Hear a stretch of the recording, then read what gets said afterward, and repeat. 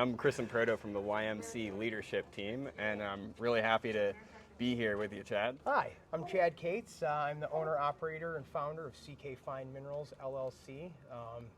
And really excited to be here in Tucson. This is awesome. This is my first Tucson, so trying to make the most of it, see as many people as I can, and I'm having a really great time. Yeah, let's just start off. So what's your focus in collecting? And then we'll go a little bit back in time. So I've been collecting, for a long time, but the focus of my collection these days is definitely fluorite. I think people that know me probably know that fluorite is definitely my thing.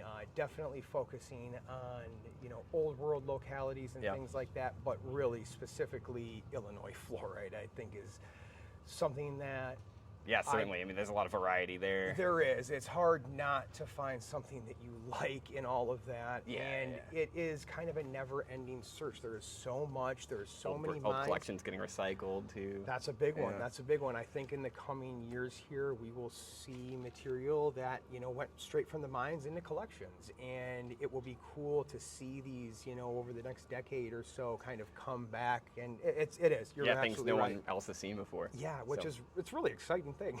Yeah, so moving a little bit backwards. So how do you even get to this point? How'd you get into collecting? Did you have any previous focuses? Yeah, so growing up, I was always fascinated with rocks and minerals. I mean, any vacation we went on, it was any time we went to Colorado, I had to bring back agates and amethyst and all that good stuff. And lucky, yeah. Right, and it was a big part of like my youth, and it was something that I always had a great love for. And my grandfather, my great-grandpa Wharton, he always had these agate sets around his old, like, easy chair in his living room. And growing up, I was always so fascinated with them. I thought that they were these most incredible thing they ever. have cool names too, like Thunder Eggs and stuff like that. You're like, oh, wow. And I still have them all today. They're a very poignant reminder of, like, awesome. where we start, and what the things that inspire us. And so where'd you go from there, from those beginnings? Good question. I would collect through all of like my 20s and things like that. I'm 35 now, and so through like college and all of that, I would go to. It's funny, I wouldn't buy minerals online for many years, and would really just go to hobby shops and like. Your classic like mom and that's pop the old school way to get started. Yeah. Really though, I mean, I would be lying if I said. Good way to find mentors too. Yeah, really, and some of the very important people that really helped me cultivate some of the knowledge that I have today, and just like the passion and love for it, are these mentors from my youth. A man named Ron Priest is the owner of a hobby shop in the city of Richmond, Michigan. Oh, nice! I live in Michigan right now. Do you really? Yeah, I live in Ann Arbor. Yeah. Really, I'm over on the east side, over by Port Huron. Oh, all right, yeah, that's great. Not too far away.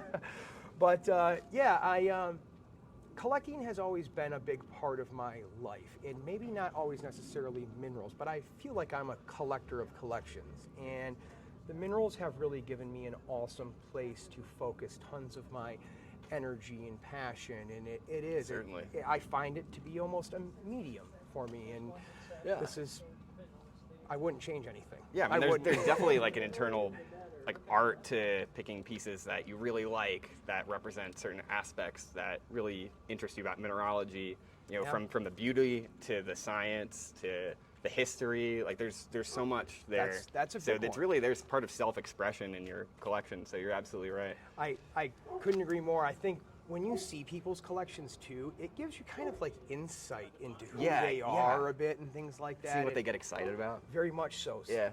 Minerals, I always say I find minerals to be an awesome blending of human history, natural history, and geology. And so historical specimens are something that I put a lot of focus on too. And I think I see that connects to the old world, fluorite. Very much so, and again, the closed mines and the defunct localities and stuff like that are something that I really kind of go out of my way to find. It's something that I personally love, and I think a lot of people do too.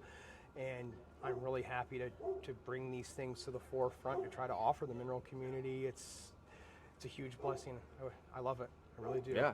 Yeah, I guess that as a perfect segue to my final question is, what are you up to now? What are you excited about for the next few years? So, we are on our third year of business at CK Fine Minerals, and things have been going really well. Awesome. And yeah, really happy to hear that. Thank you, Chris. And I continue to try to bring the very best of what is available to the forefront. And I try to spend a lot of time, looking at collections and kind of, going in and finding really, really unique, singular pieces that, like we said earlier, maybe the world hasn't seen for a long time. And so that's something that I'm really looking forward to, and I do intend to continue to bring the heat. That's the idea. Yeah, and so, I'm leaving Tucson with, dozens of really, really great fine fluorites and calcites and things like that. And I can't wait to get it home. And I can't wait to see those posted. Curate it to the world, right? All right. Well, thank you so much, Chad. It's been a pleasure. Appreciate you. All right. Enjoy the rest of the show. Awesome. Thanks, man.